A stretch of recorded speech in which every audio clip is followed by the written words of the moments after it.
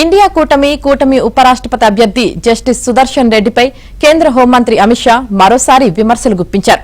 Supreme court న్యాయమూర్తిగా ఇచ్చిన ఒక తీర్పు కారణంగా కొన ఊపిరితో ఉన్న నక్సలైట్ ఉద్యమం మరో 2 దశాబ్దాల పాటు దేశంలో మనగగలిగిందని కేంద్ర హోంమంత్రి అమిత్ షా అన్నారు.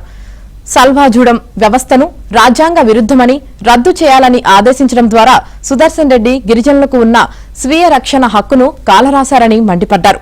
గిరిజనులు తమను తాము కాపాడుకునేందుకే సల్వాజూడం ఏర్పాటు చేసుకున్నారని చెప్పారు.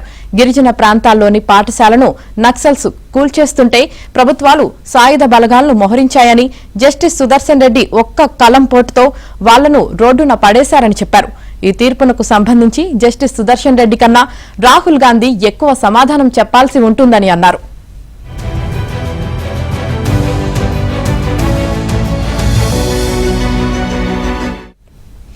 క్రిమినల్ కేసుల్లో జైలు పాలైన మంత్రులను పదవుల నుంచి తొలగించే 3 బిల్లుల విషయంలో విపక్షాల వైఖరిపై అమిత్ షా తీవ్ర స్థాయిలో మండిపడ్డారు.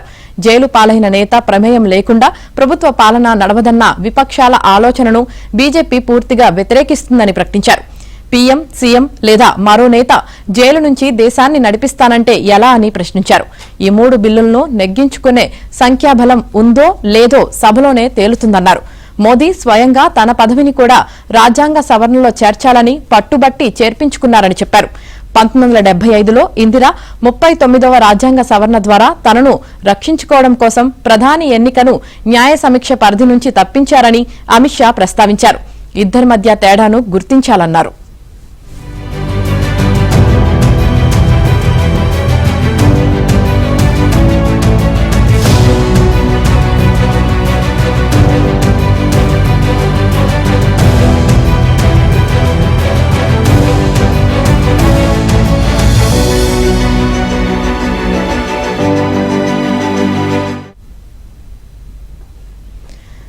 జస్టిస్ సుదర్శన్ రెడ్డికి వ్యతిరేకంగా అమిత్ షా వ్యాఖ్యలపై సుప్రీంకోర్టు, హైకోర్టులకు చెందిన 18 మంది మాజీ న్యాయమూర్తులు తీవ్ర అభ్యంతరం వ్యక్తం చేశారు.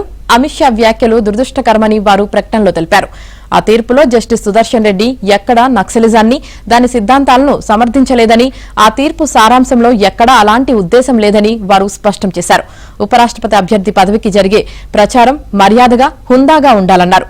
సుప్రీంకోర్టు ఇచ్చిన తీర్పును దేశంలో ఉన్నత స్థానంలో ఉన్న ఒక వ్యక్తి దురుద్దేశంతో వక్రీకరించడం న్యాయ వ్యవస్థ స్వతంత్రతను కుదిపేస్తోందని ఆందోళన వెలుబుచ్చారు.